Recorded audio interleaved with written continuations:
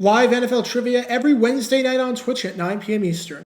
Come show off your football knowledge for a chance to win cash prizes. Check the link in the description to find out more. And now, on with our feature presentation. When you think of the greatest wide receiver duos in the history of the NFL, what comes to mind? You might think of Cris Carter and Randy Moss, two Hall of Famers who teamed up in Minnesota. You might think of the 21st century with combinations like Torrey Holt and Isaac Bruce with the Rams and The Greatest Show on Turf, or Marvin Harrison and Reggie Wayne with the Colts. You might go back to the 70s and look at the Oakland Raiders, with their two Hall of Famers in Fred Biletnikoff and Cliff Branch. But the combination that might pop up the most is the vaunted duo in the 1970s that they had over in Pittsburgh, with John Stallworth and Lynn Swann. As we're about to find out, this duo was incredible. There's a reason that both men are in the Pro Football Hall of Fame, forever enshrined in canon. So when you're a director of player personnel, and you draft two wide receivers, and you immediately go ahead and say that this duo is the next John Stallworth and Lynn Swann, not only does that sound ridiculous, and not only does that place the expectations sky high on these players, but you better be confident that it's going to work out. If it doesn't, well, it's gonna look really stupid. And seeing the title of this video, I'm guessing you can tell how this one went. In 1981, that's exactly what the Detroit Lions did. And this is the story behind the stupidest prediction in the history of the franchise. Before I talk about the combination of the two players that the Lions drafted, we need some context to understand the duo that they were being compared to, as well as why the Lions drafted them in the first place. Our story begins in 1974, when the Pittsburgh Steelers were about to put on what was, without a doubt, the greatest draft class in the history of the NFL. If a team gets 5 quality starters in a singular draft, that's a heck of a job. For a team to get 5 Hall of Famers is nothing short of absurd. If we count undrafted players, then that's just what the Steelers did, when they acquired Donnie Shell, Jack Lambert, Mike Webster, and 2 receivers with Lynn Swann and John Stallworth. Swann played 9 seasons with the Steelers, and at that time, recorded 336 receptions for 5,462 yards and 51 touchdowns. He led the NFL in 1975 with 11 touchdowns, becoming the first player in the history of the franchise to lead the league in this category. He would be the only one to do it until Antonio Brown led the league in 2018. He made it to 3 Pro Bowls and was named the first team All-Pro selection in 1978. He's a member of the All-1970s team. He won the Man of the Year award in 1981 and was named the MVP at Super Bowl X, where he recorded 4 receptions for 161 yards and a touchdown, and made one of the greatest catches in the history of the sport. As a side note, I talked at length about the ending of that Super Bowl in a previous video of mine, so if you want to learn more about that, then click the card in the upper right corner. And as great as Swann was, Stallworth might have been even better. He played his entire 14-year career with the Steelers, recording 537 receptions for 8,723 yards and 63 touchdowns. By the time his career ended, he was the all-time leader in franchise history in each of these 3 categories. Much like Swann, Stallworth was there for all 4 Super Bowl wins, and made it to 3 Pro Bowls, being named a first-team All-Pro once, which came during the 1979 season. Swann was inducted into the Hall of Fame in 2001, while Stallworth got into the Hall 1 year later in 2002. Today, Swann and Stallworth are idolized amongst Steelers fans as some of the greatest receivers to ever play the sport. But in the eyes of Tim Rooney, who was there when the Steelers drafted this iconic duo, there was a receiving combination that was going to be even better. In 1980, the Lions surprised a ton of people when after a 2-14 season in 1979, they went 9-7 and were right in the thick of things for a spot in the postseason. A big reason why the Lions were so good that season was because of Billy Sims, the first overall pick in the 1980 NFL Draft. Sims had an unbelievable rookie season where he immediately established himself as one of the best running backs in all of football.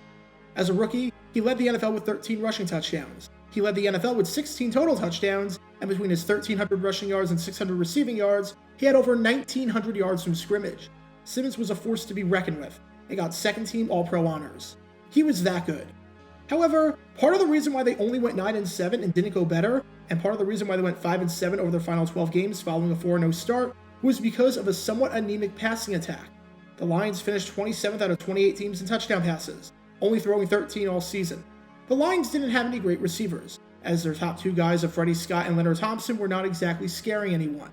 They spent 2 picks on wideouts in Mike Freed and Dwayne Jett, but Jett never played in the NFL, and Freed only played 4 games with Detroit before finding himself on the New York Giants later in the season. If the Lions wanted to improve their offense, they were going to need to get some receivers and bolster their passing game.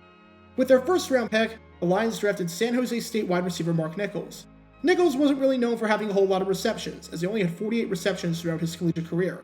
However, he had a knack for finding the end zone. Of the 48 receptions he made, 16 of them were touchdowns. He averaged an astonishingly high 26.4 yards per reception, and during the 1979 season, led the entire NCAA in this category, as well as leading the Pacific Coast Athletic Association in receiving touchdowns. And with their 4th round pick, they doubled down at the receiver spot, going with LSU wideout Tracy Porter. After not scoring a touchdown in either of his first 2 seasons with the Tigers, he found the end zone 4 times in 1980, finishing 3rd in the SEC. Both Porter and Nichols were relatively big receivers, standing at 6'2", and both Porter and Nichols were brought in to improve Detroit's passing game. But for Tim Rooney, they were going to do way more than that, and what follows might be the stupidest prediction ever. Obviously, you might be able to spot a parallel between Nichols and Porter with regards to their draft status. Lynn Swann was drafted in the 1st round, and John Stallworth was drafted in the 4th round. Here you had Mark Nichols, who was drafted in the 1st round, and Tracy Porter, who was drafted in the 4th round. Tim Rooney was working with the Steelers as their director of scouting during the 1974 season, and by 1981, he found himself on the Lions as their director of player personnel. And when you consider the parallels, you can definitely see why some thought the Nichols-Porter combo could be Detroit's equivalent of the Swann-Stallworth combination. Having said that, there are many ways that Rooney could have addressed this. He could have praised Nichols and Porter as individual players, but said that you can't possibly compare them to 2 of the greatest receivers of all time, because that's not fair to anyone, and it's way too early for any such comparisons.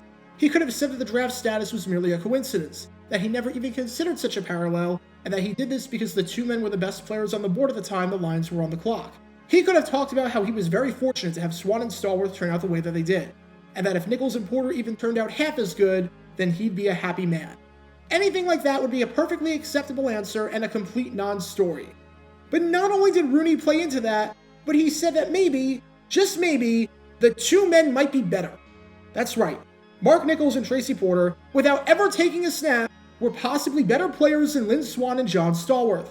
As Rooney said, I had reservations about Swann. He didn't have the size or speed that Nichols has. Few wide receivers are big and fast like he is. Then he doubled down, and said that Nichols and Porter had more speed than Swann and Stallworth did. To be fair, Stallworth only ran a 4.8 at the 40-yard dash, so I get that. But Swann had a faster 40 time than Nichols, so for Rooney to say that Nichols and Porter were a faster, more physical duo than 2 of the greatest receivers of all time is absolutely absurd. Plus, why the heck would you put such pressure on those guys?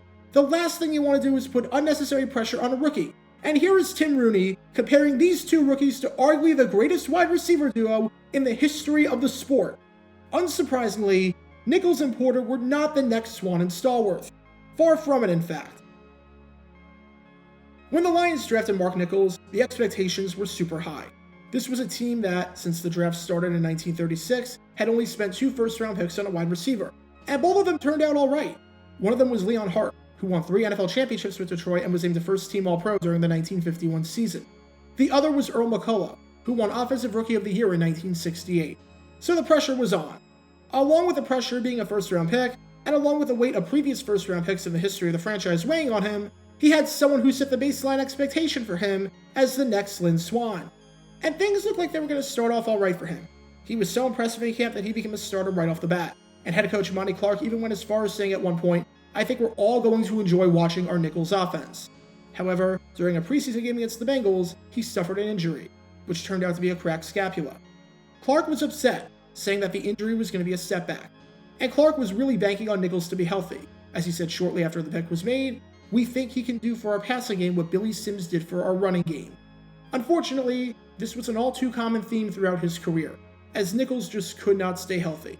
Whether it was a scapula injury in 1981, or the broken foot that caused him to miss the end of the 1982 season and the postseason, or the knee injury that placed him on injured reserve near the end of the 1985 season, or the knee injury that caused him to miss all the 1986 season, Nichols could not stay on the field. And when he was on the field, he wasn't great, recording 124 receptions for 2,235 yards and 9 touchdowns. Only twice did he finish a season with more than 500 yards, and only twice did he finish a season with more than 1 touchdown catch. Nichols never played in the NFL again after the 1987 season, and I think it's safe to say that in the battle between Mark Nichols and Lynn Swann, the point goes to Swann. At least the Lions still had Tracy Porter though, right? Not quite. At least with Nichols, there was some potential. It never materialized, but you have to wonder what could have been if he just stayed healthy. With Tracy Porter, on the other hand, it never looked good. What you're looking at right now is the only touchdown that Porter scored in his career with the Lions, which came in the 4th quarter of a 1981 game against the Minnesota Vikings, when the Lions were already up 38-7 and the game was over. When that's the only touchdown of your time with the Lions, that should give you a pretty good indication of how his time in Detroit went. In 2 seasons with the Lions, Porter recorded 12 receptions for 187 yards and 1 touchdown. He never started a game, he had 3 receptions in 1981, and he had 9 receptions in 1982. For some perspective, John Stallworth had 9 games in his career where he finished with more touchdowns than Porter scored in his entire time with Detroit. So once again, to the surprise of no one, the point goes to the Hall of Famer and not the 4th round rookie that hadn't played a game yet. By the time 1983 rolled around, Porter was on the Baltimore Colts, and he would finish his career in the NFL in 1984 when the Colts relocated to Indianapolis. When you combine what Nichols and Porter did, this supposed dynamic duo that could be the next incarnation of Lynn, Swann, and John Stallworth, combined to finish their career with the Lions with 136 receptions, 2,422 yards, and 10 touchdowns. When you draft a player or a group of players, you're allowed to be excited about them. Of course, you're allowed to think that they're going to contribute and do good things and help the team win. Nobody is saying otherwise. You're supposed to like your draft picks, and you're supposed to have a plan for them. However, don't go and compare your draft pick, who has never played a game and has no idea what life in the NFL is like, to a better version of a Hall of Famer. Doing that, more often than not, is going to backfire in spectacular fashion, as going to put an insane amount of pressure on the player that will not be good. More than 40 years later, I think it's safe to say that the Mark Nichols, Tracy Porter receiving duo is nowhere close to what transpired in Pittsburgh back in the 70s. Get your official Jaguar Gator 9 merchandise by going to jg9shop.com, and be sure to like this video, ring the notification bell, subscribe down below if you haven't already, as it helps the channel out a lot, and be sure to check out Twitch every Wednesday night at 9 p.m. Eastern for your chance to play NFL Trivia and win cash prizes, link in the description below. If you want to see videos like this condensed down to 60 seconds, then follow me on TikTok at JaguarGator9, and subscribe to 60-Second NFL History on YouTube. To see highlight videos of players throughout the history of the NFL, subscribe to JG9 Highlights. Also, special thanks to all of our Patreon supporters for helping out the channel. Your support is greatly appreciated. See how you can become a patron and request future video topics in the description below.